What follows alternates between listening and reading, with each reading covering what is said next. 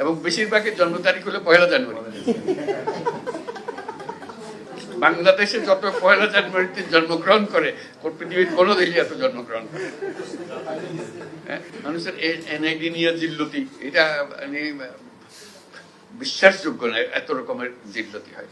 এখন আমরা বলছি যে সব হাসপাতালগুলোকে এম্পাওয়ার করে দাও এবং বাধ্যতামূলক করো, সন্তান জন্ম হলে তোমাকে এনআইডি সবকিছু রেডি করে দিতে হবে, জন্ম সনদ তাকে ওখানে দিয়ে দিতে হবে, সার্টিফিকেট দিতে হবে, অমুক তারিখে এই হাসপাতালে এটা হয়েছে।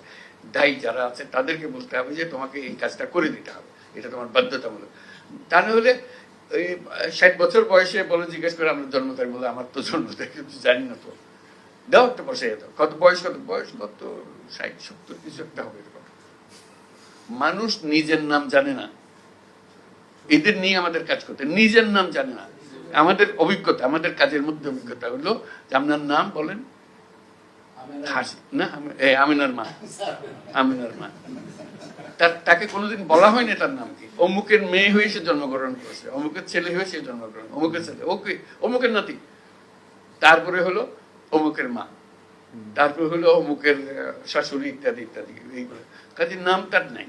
কাজে তাকে নাম দেওয়া, তারিখ স্থাপন করা, আমাদের যত এনআইডি আছে তার মধ্যে 50% হলো যে ভুয়া জন্ম তারিখ, আরো বেশি হইতে পারে। আর আমার জন্ম তারিখ তো আমাদের জানা নেই কেউ।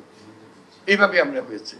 আমাদের বেশিরভাগ স্কুল কলেজের শিক্ষকদের দায়িত্ব হলো, বিশেষ করে প্রাইমারি স্কুলে ম্যাট্রিক পরীক্ষার সময়, এখন এইচএসসি এসএসসি এগুলো, যে হেডমাস্টার জন্ম তারিখ বসে, এবং বেশিরভাগের জন্ম তারিখ হলো 1 জানুয়ারি। বাংলাদেশে যত 1 জানুয়ারিতে জন্মগ্রহণ করে পৃথিবীর কোনো দেশে এত জন্মগ্রহণ করে। দিতে হবে তো, এত 1 জানুয়ারিতে এত তোমরা প্ল্যান করে রাখো 1 জানুয়ারি।